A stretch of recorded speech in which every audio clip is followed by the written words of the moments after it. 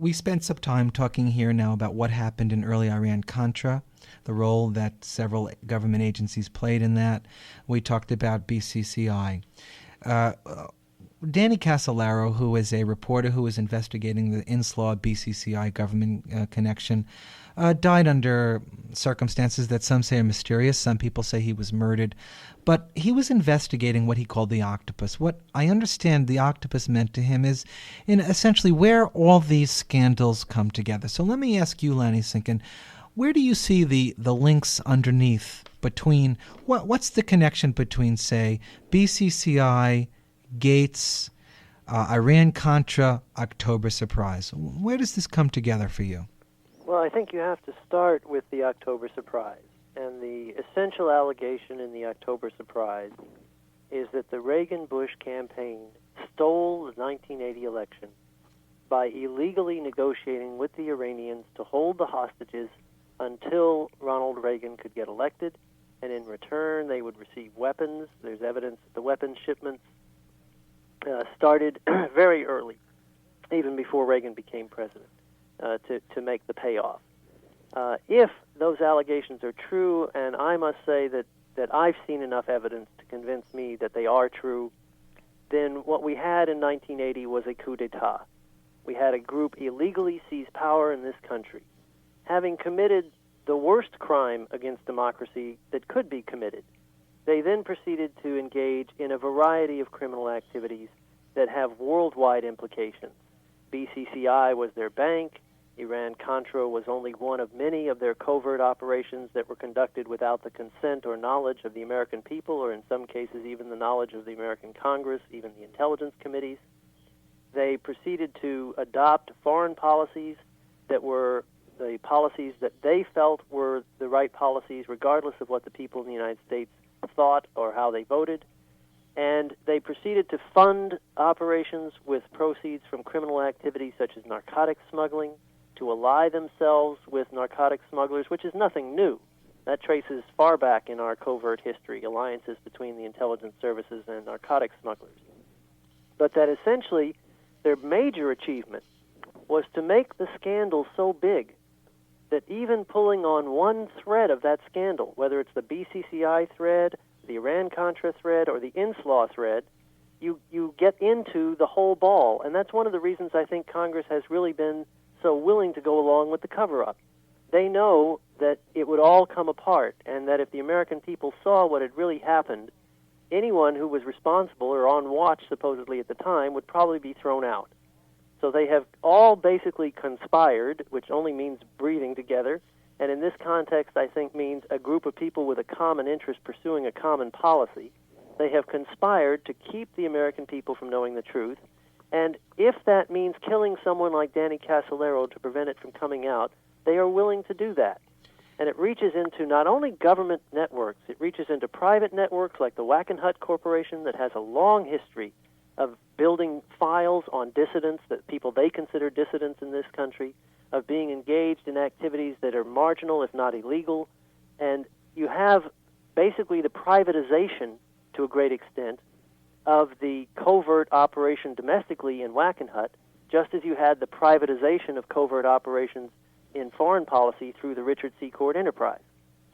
And John Mattes, where do you see all of this coming together? Well, I think you have to look at the human price within all of the elements in the octopus: the CIA, Noriega, the Contras, BCCI, the cocaine traffickers, the Mujahideen, the heroin, the secret policy, the tilt towards Iraq. All of this fits because the thread, as Lenny said, the thread goes throughout. The thread being money, the thread being arms, the thread being the operatives, the thread being the narcotics. All of that causes all of us. And one of your staffers asked the question, how does that impact us? Well, it impacts human beings. Whether it's a Nicaraguan, whether it's a Pakistani, whether it's a kid on a street corner who's victim of a drive-by shooting, whether it's a middle-class individual who's got to pay that extra $1,000 a year because of the S&L bailout, whether it's a person on a pension who has now lost all of his or her savings because of the S&L Keating scandal with Lincoln. All of us, people all across, all specters, everybody is paying the price of the octopus. And so that cynically, the conspirators behind it can manipulate events, manipulate people, and utilize the hostages. I mean, again, starting out back at the October surprise with the hostages, when you see the release of a hostage like Turner, you look and you see the human tragedy. You see the kind of price and the stakes involved. And these are real human beings involved. And again, it touches everybody. John Mattes, I want you to talk a little bit more about one aspect of this conspiracy that I think has gotten some coverage, but I think people are so numb and so dulled that they almost accepted it as just sort of cynical political U.S. or international policy. But tell us about your clients, several of your clients, and their relationship to the U.S. government, which was busy involved in dealing weapons to Saddam Hussein. I represent a number of individuals who have been in the unenviable position of having too much information, about a covert policy and trying to speak out. Sometimes those who speak out get indicted. Others get crunched up. Some of them, a recent client is getting crunched up in a grand jury investigation of, quote, a poison gas technology transfer to Iraq. Yet so interestingly, behind the scenes, behind the Iraqis and the transfer of technology to Iraq is none other than Richard Secord, none other than Phil Adderholz, another Contra Tell us more about that case. I think it's a very important case. That indeed is a case of an individual here in South Florida named Louis Champone, who started a cherry flavoring factory, who had a process to make natural cherry flavoring. And one of the byproducts, the waste products, is a matter which is related to cyanide. And my client put out funding letters all over the world. All over the world he was looking for funding. And indeed, an Iraqi businessman based in London called Isham Barghouti, Dr. Barghouti, came to my client, suggested that indeed they go into a partnership and that he would fund and build a full-line factory here in South Florida. And in fact, that's what happened. Unfortunately, a year and a half into the project, my client turns around, reads in Time magazine that Dr. Barghouti is the same Dr. Barghouti linked to the Libyan gas plants in Libya. And when my client confronted him, he laughed it off and told about how protected he was. What was so interesting was that this Dr. Barghouti, identified in Time magazine as having built a secret gas plant in Libya, was able to operate freely in the United States as late as 1989. What was he doing here? How was he able to operate so freely? Then, with a little bit of investigation, we find out that indeed his associates here in South Florida are none other than old line intelligence operatives who have been supporting the Contras, and most importantly, one of his associates is none other than Richard Secord. And in fact, quote, Richard Secord even admits that he was, quote, trying to do a business deal with Dr. Barghouti. Yet indeed, it's the little guys, it's the people who are on the outs, are the ones who are going to be victimized for the policy, for the secret policy of the technology transfers to Iraq. Did your client attempt to talk to the Justice Department to say, hey, I think there's something wrong here? After he read that article in Time magazine and he confronted Dr. Barghouti, he made calls to the State Department. He made calls all over, and no one cared. Finally, when he went on national television, the United States Customs Service served him with search warrants, searched his house, and indeed made him a target of a grand jury investigation, while the Barghouti operation went on unimpeded. That's extraordinary. That's John Mattes. I want to turn the conversation here to the Gates nomination. He's been nominated. He is the new Director of Central Intelligence. I want to talk about this. I want to talk about what happened and why you think it happened. Now, I know that the Iran-Contra operation was nothing less than a massive government conspiracy to break the law. We had the FBI and we had the CIA planning operations and covering up in foreign countries and in this country, breaking its own charter. We had the FBI working closely with the CIA and Oliver North. We had the Defense Department, because how would you get the TOW missiles without the Defense Department?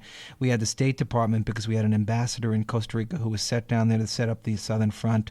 We had Elliot Abrams, who just pleaded guilty to lying to Congress and being involved in the operation, essentially. We had George Shultz congratulating Oliver North at a Christmas party, or it was at a Thanksgiving Day party, I don't even remember, about the great work that he was doing. We had the NSC, the NSA providing the safe technology, the safe communication systems for North and these Seacord and these people to communicate on. We had the DIA. We had them all. We had everyone. We had the CIA 3 to 5 station chiefs. We had the Central American Task Force heavily involved. That's Alan Fires. He copped the plea. We had the Deputy Director of Covert Action. I think he's still facing charges. All these people. We had William Casey at the top. Right in the middle there, right in the middle of all those people, is Robert Gates. How is it that he was in the middle of all of that, and he's now the Director of Central Intelligence? Why don't you start with that, Lanny? Well, he's not director yet. The Senate Select Committee on Intelligence, recommended he be approved by a vote of 11-4, if I remember correctly. The vote on his final confirmation has not yet been scheduled. There's still time for people to communicate with their senators regarding the confirmation of Robert Gates. Bob Gates did know about Iran-Contra. I'm convinced of that for a number of reasons. First of all, the Christic Institute was directly involved. In April of 1986, April 12th, 1986, Daniel Sheehan was invited to a meeting by Gene Wheaton, an investigator that had been looking into the whole Richard Secord enterprise going back to the mid-'70s. And at the meeting were Gene Wheaton, Daniel Sheehan, Carl Jenkins, a retired CIA officer with long-time links to many of the people in the Iran-Contra operation, including Felix Rodriguez and Luis Posada Carrillas, many of the key players, operatives in the Secord enterprise. So you had Carl Jenkins there, and another CIA intelligence officer who was in charge of the division that does psychological evaluation, and Kenneth Ferguson. Kenneth Ferguson had just returned to the United States in January or February of '86 from Southeast Asia at the specific request of Bill Casey to head up paramilitary operations for the CIA. Casey was concerned that paramilitary operations were losing support. He wanted them strengthened. He brought in Ken Ferguson to strengthen them. The purpose of the meeting was for Gene Wheaton and Dan Sheehan to convey to Ken Ferguson the extensive knowledge they had developed by April of 1986 about the whole Iran and Contra operation, so that Ferguson could in turn brief the leadership of the CIA and get the CIA people involved in that operation to stop and to refer the people involved in criminal activity to the Justice Department for prosecution. The meeting was held. It lasted 4 or 5 hours. On April the 12th, Mr. Ferguson pledged that he would go back to his bosses at the CIA and brief them on what he had heard about North and Hull and the whole business. At that time, Bob Gates had been confirmed as Deputy Director of the CIA under Casey. He had not yet been sworn in. He was sworn in, I believe, 6 days later. Mr. Ferguson did go back to the agency. He did brief people at the agency. He came back to a meeting with Gene Wheaton and told Gene Wheaton he had briefed the DCCI, the new Deputy Director of the DDCI, new Deputy Director of Central Intelligence. That's Bob Gates. Carl Jenkins called Dan Sheehan and told him that Ferguson had briefed the Deputy Director. And we even know in Oliver North's notebooks that there's a call a few days after the meeting from Alan Fires, who was then the Director of Central American Operations, talking about Daniel Sheehan representing Martha Honey and Tony Abergon and the Lepenka bombing. There's a long entry there, and it lists Gene Wheaton, Oliver North, John Hull, and I think Rob Owen, clearly indicating that Fires had been briefed by Ferguson, and Fires in turn called North to warn him. The message that came back from the CIA through Ferguson to both Wheaton and Sheehan was that there were no CIA personnel involved in the operation, that the operation was on its own, and they were going to let the chips fall where they may. If Dan Sheehan and the Christic Institute wanted to file suit, well, have at it. If Gene Wheaton wanted to continue investigating the Secord enterprise, well, have at it. They were going to let the chips fall where they may. Well, in fact, what they did was warn Oliver North that we were on the trail, and we know shortly thereafter Richard Secord hired an ex-CIA guy to try and sting Jack Terrell, one of the key witnesses, to go down to Costa Rica to try and dig up dirt on Tony Avergon and Martha Honey, and to move against Gene Wheaton. Someone shortly thereafter tried to break into Gene Wheaton's home, so that this network inside the CIA that was directly involved in the Contra resupply effort with the NSC, with the Vice President's Task Force on Terrorism, Donald Gregg, George Bush, Felix Rodriguez, they're all in it together. They moved to try and shut down the suit. They moved to try and warn Oliver North that he was exposed. And Bob Gates is sitting right there, dead center in the middle of it all. And for him to sit in the Senate and repeatedly testify under oath that he knew nothing about Iran-Contra until October 1986 is ludicrous. What's even more ludicrous is that Senator Boren, Senator DeConcini, and probably others on the committee knew about the April 1986 briefing because Dan Sheehan met directly with Senator DeConcini the first time Bob Gates was nominated for Director of Central Intelligence by Ronald Reagan. He told Senator DeConcini about the April 86 briefing. Senator DeConcini called Senator Boren, and Bob Gates withdrew from being considered as Director of Central Intelligence. Now, John Mattes, does this sit with you defended Jack Terrell, who was one of the informants who was giving information, a disgruntled right-wing mercenary. Does this, what Lanny Sinkin's saying about the sort of the internal CIA cover-up, have a parallel structure or support what you learned about what happened to Jack Terrell with the FBI? Certainly what Jack Terrell was providing to the Senate investigation and to a number of investigators regarding the CIA's operations in Central America, regarding the Contra's involvement with narcotics traffickers, was information that was, again, fed by the, quote, a domestic arm of the CIA, being the FBI counterterrorism squads around the country, here in South Florida, in New Orleans, Washington, D.C., and indeed it was the FBI that directly provided information through Buck Revell, an assistant director of the FBI, to the National Security Council. So what we had was a domestic intelligence gathering operation that was developing information where investigations were going and then putting out either disinformation or attempting to discredit or to threaten the witnesses. In the case of Jack Terrell, they first tried to threaten him in the spring of 1986, and he didn't back down. Then they tried, indeed, to put out disinformation about his past, and finally, when they couldn't do anything more to discredit him or to threaten him, they turned around and indicted him. Now, well, I think there's one other piece in there, John. Glenn Robinette, who was hired by Secord, tried to sting Jack Terrell by luring him into a helicopter deal. Correct. So we had FBI people trying to silence him. We had former CIA operatives directly on the payroll of the network trying to silence him. And then ultimately, when none of that worked, we had the Secret Service brought in by Poindexter himself with a memorandum initialed by Ronald Reagan that Jack Terrell was a, quote, terrorist threat, or as more aptly described by Oliver North, a possible threat regarding information to Project Democracy. And in fact, the Secret Service then brought Jack Terrell in for interviews, extensive interviews regarding what he knew. Now, they brought him in. They said that he was accused of threatening to assassinate the president, that Jack Terrell was threatening to assassinate the president, so they had to arrest him.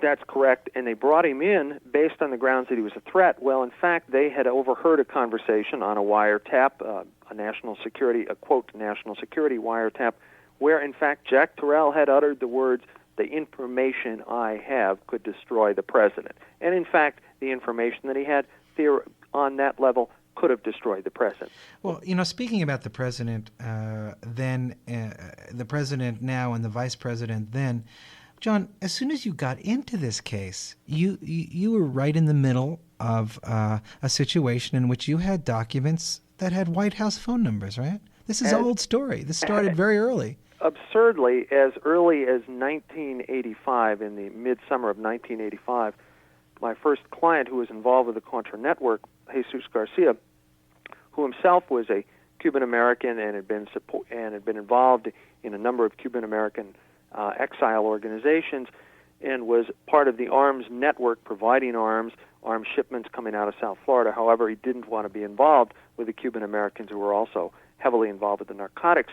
When he himself went over the line with the network and found himself arrested and under indictment for possession of a machine gun, turned over to me documents relating to his activities and related to his associates' activities, civilian military assistance people who had direct links to the White House. And lo and behold, on one of those pieces of paper in August 1985 was a White House phone number that said Colonel Douglas Menarchik.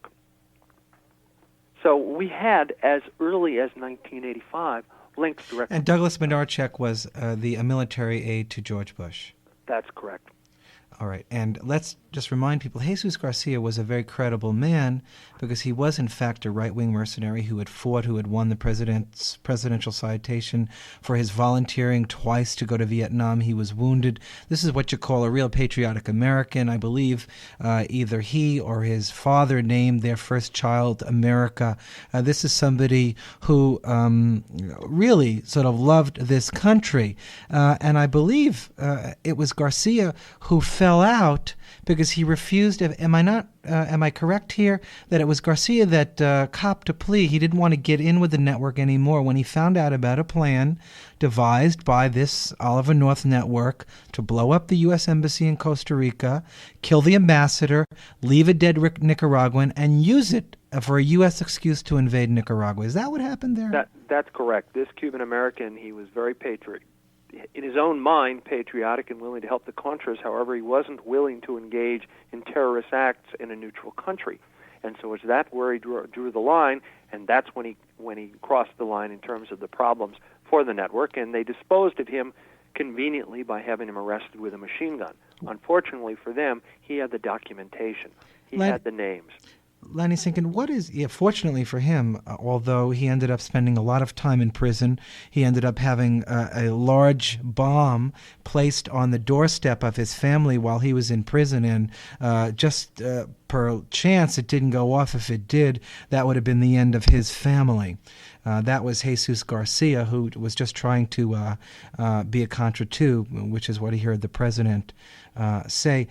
Lanny, what do we know? Was it a true plan, that plan to blow up the U.S. Embassy? Do we have any information? Or is that just a wild conspiracy woven by conspiracy freaks and made up by Garcia? Actually, Dennis, before I get into that, I should go back and urge people to contact their senators about the Gates nomination. We're going to come back to Gates. Okay, good. We're not done with that. Okay, good. As far as the plot to bomb the embassy in Costa Rica, that information did come to us at the Christic Institute as well. I believe it came from a different source than Jesus. If I recall, Tony Abergon and Martha Honey had gotten that information from their source, David. The Contra who was working on John Hull's ranch was eventually kidnapped and killed and had provided them with a lot of information about the inner workings of the John Hull network.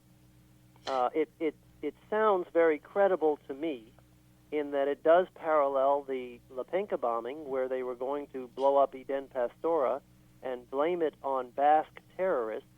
And to show you how insidious this is, the State Department had let a contract in March of 1984 to a man who was going to research and write articles about the presence of Basque terrorists in Central America, and those articles were then placed in newspapers throughout Central America in the 2 months prior to the bombing at La Penca, so that when the bombing at La Penca happened, they could announce from the State Department in Washington and from unnamed government sources in Washington that they had evidence it was Basque terrorists, and the media in Central America, having just seen all these articles planted by the State Department, would think, aha, that must be true. It's an old technique. They used it in the Reichstag fire, and I don't use that analogy lightly.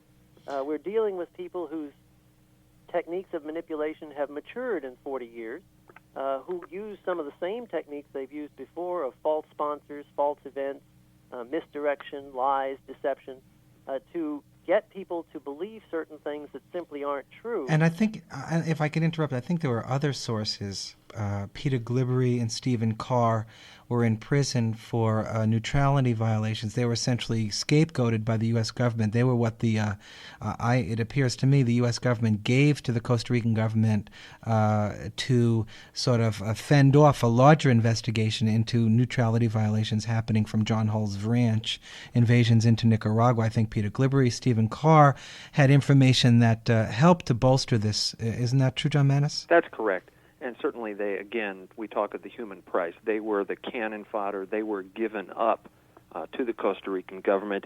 They were imprisoned and, again, left to rot in prison. You know, we hear a lot of self-serving statements by Oliver North about paying a price, this and that, and we hear, you know, his crocodile tears before Congress. Well, in fact, he left a lot of men back on the battlefield, and in fact, he left the grunts, the true foot soldiers, be they Nicaraguans, be they Contras, be they mercenaries. He was the one who left all of them behind.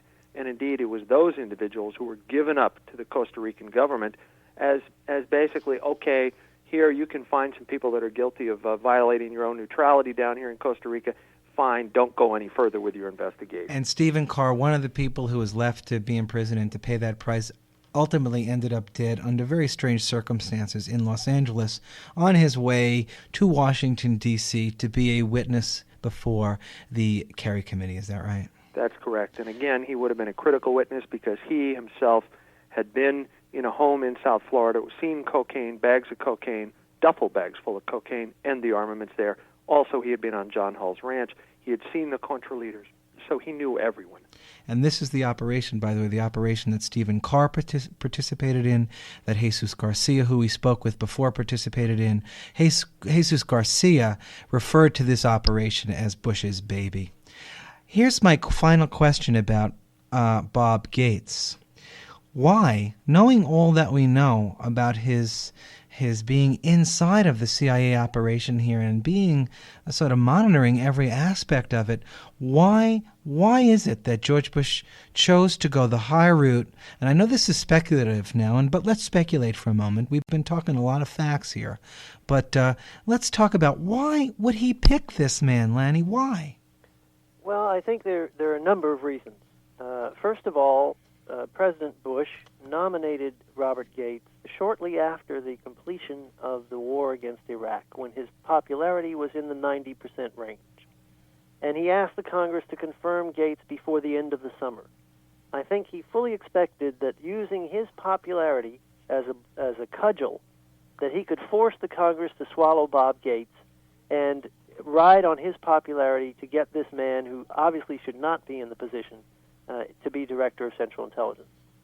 Then there's the element of Bob Gates and who he is. Bob Gates' specialty is crisis management. That's one of his specialties. Crisis management is the code word for Oliver North's specialty as well, which is suspending the Constitution, imposing martial law, rounding up dissidents. When John Mattes refers to the FBI's counterintelligence unit as the domestic arm of the CIA, that's a very important observation. There is a national security apparatus. I personally consider it the fourth branch of our government that's swallowing the other three. And Bob Gates is one of their true soldiers. And they put up Bob Gates hoping that they could get him through. Another piece of the puzzle is it's important to remember the Intelligence Authorization Act of 1990. Bush vetoed this law, even though the law gave him complete authority to initiate, fund, and conduct covert actions, to use any federal agency, department, or entity or federal contractor in covert actions, basically to draft any federal employee he wanted into a covert action. All he had to do was write a finding and deliver it to the chairs of the intelligence committees of the House and the Senate, and then there'd be a report to the members of those committees.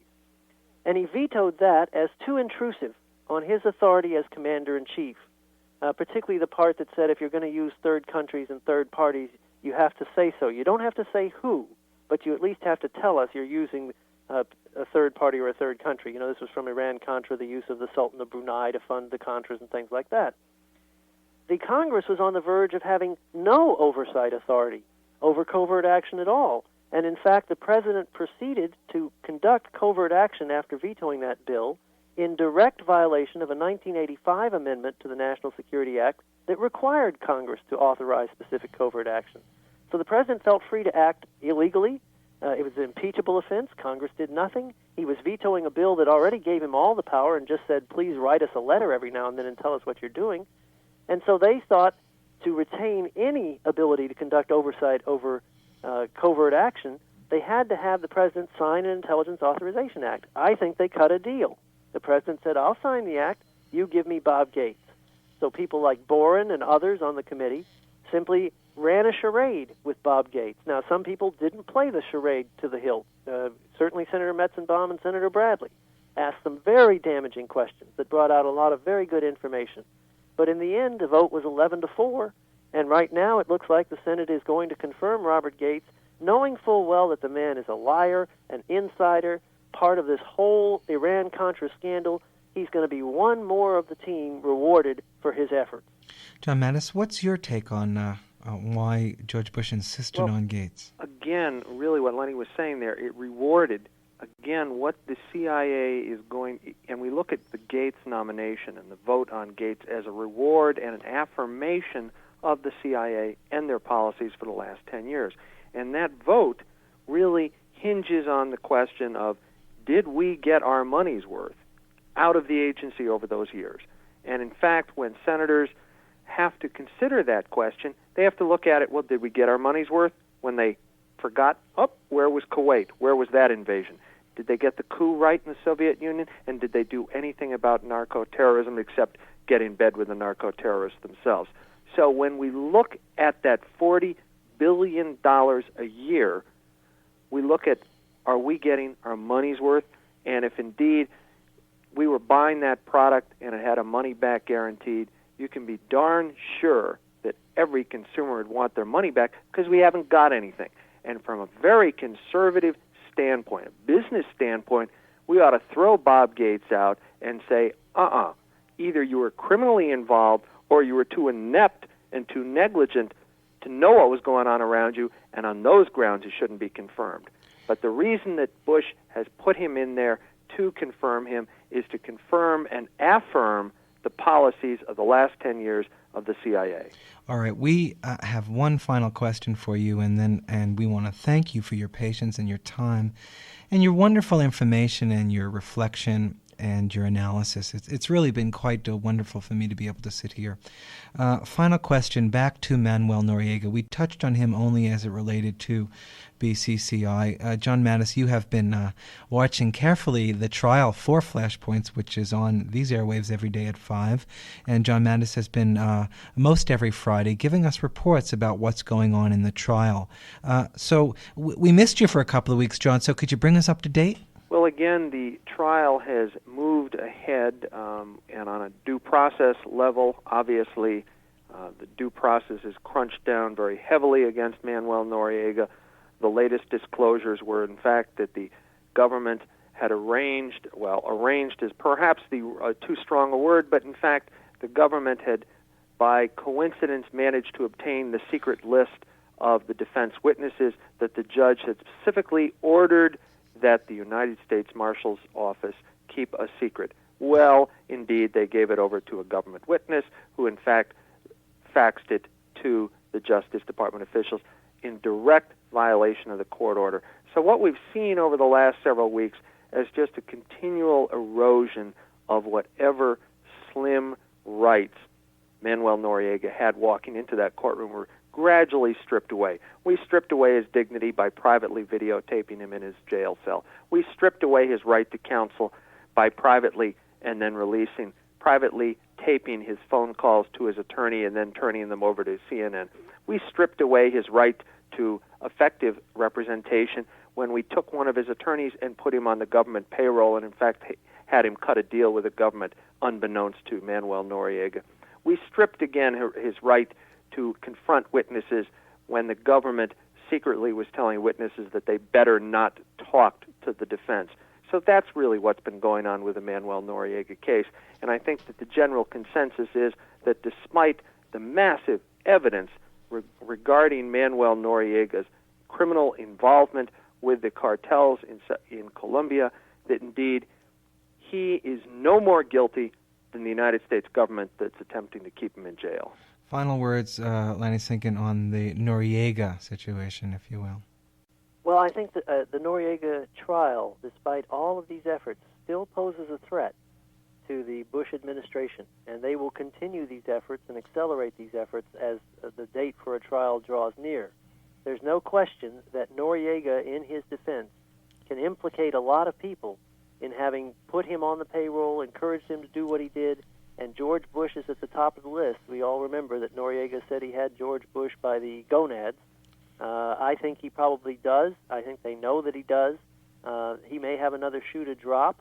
But again, this is yet one more of the scandals that somehow are there for everyone to see, and the Congress and the judiciary and the executive seem to all be turning away, not looking, so that they can continue the policies of the past and not deal with the crises of the present. Let me try to jump a question in here. I've been fascinated and decided to sit back and listen, but I do want to ask about Noriega.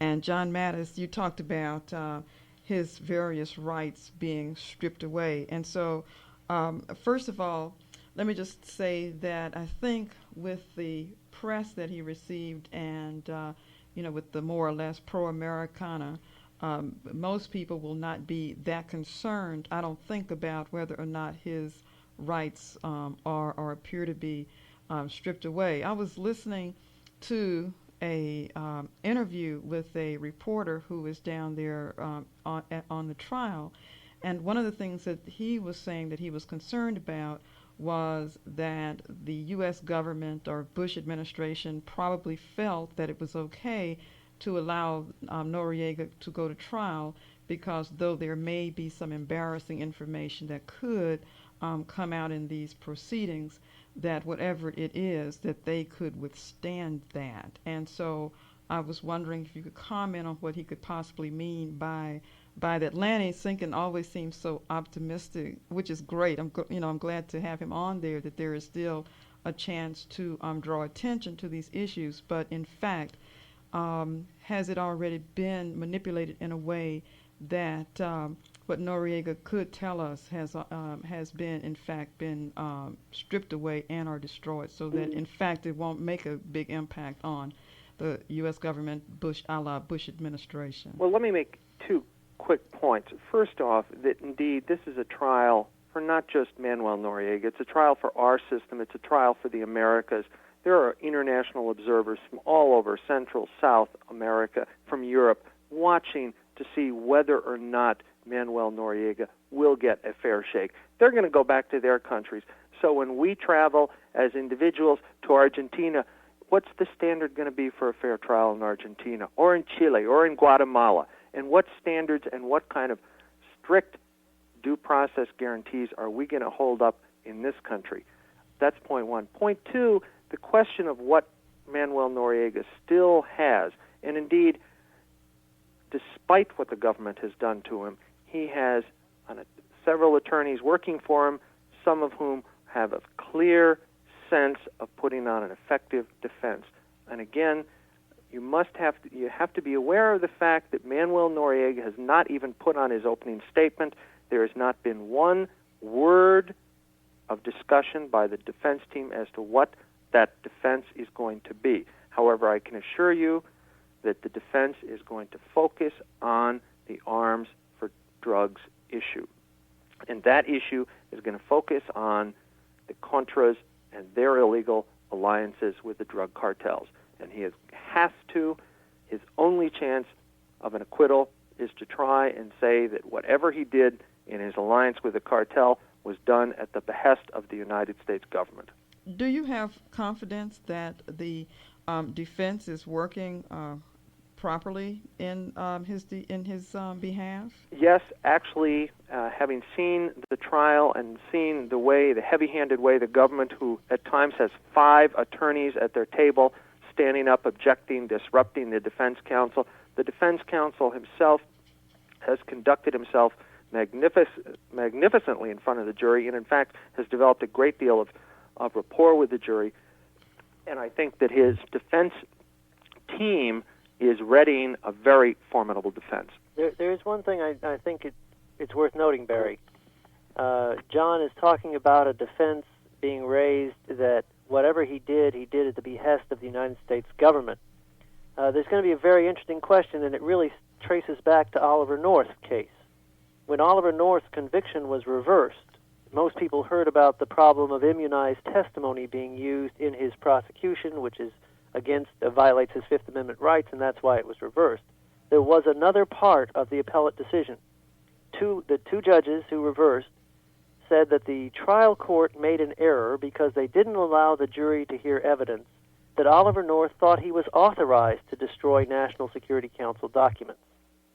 And that if they had been allowed to hear that evidence, they might have found that Oliver North believed himself to be authorized, and that if he believed himself to be authorized, then he didn't have the intent to commit a crime, and he couldn't be convicted. The dissenting judge, Patricia Wald, the chief judge, very correctly said that what the majority was doing was reversing Nuremberg, the war crimes trials for the Nazis, where the defense was put up that they were just following orders, and the Nuremberg tribunal said that's no defense. John seems to be suggesting that Manuel Noriega will be putting up a defense that he was doing it under contract with the United States, and therefore it's not a crime. It will be very interesting to see how the Oliver North reversal opinion plays out in the Noriega trial, whether the judge says, well, I can see the Oliver North opinion, so I will allow Manuel Noriega to put on evidence that he was authorized to do what he did. I think Lenny is exactly right. Whether the judge allows, from a standpoint of law, the jury to hear and the jury to be instructed that that is a legitimate defense remains to be seen, because the crimes charged are obviously of such a magnitude, in fact, and the seriousness of the amount of cocaine and money laundering involved, that a judge can't just with a brush stroke of a pen unilaterally say, fine, he did it because the CIA told him to. That would require a great leap in terms of legal logic and reasoning for the judge to do that.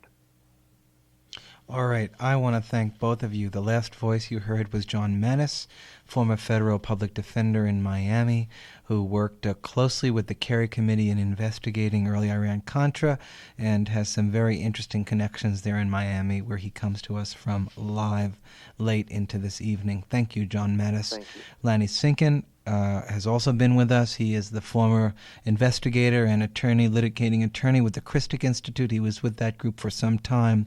Mr. Sinkin played a very important role in bringing to light lots of the information that many of us in this audience cared about and were interested in, and we thank both of you for your patience, your time, and your information. Thanks very much. Well, thank you for doing what you're doing, Dennis. Have a good evening.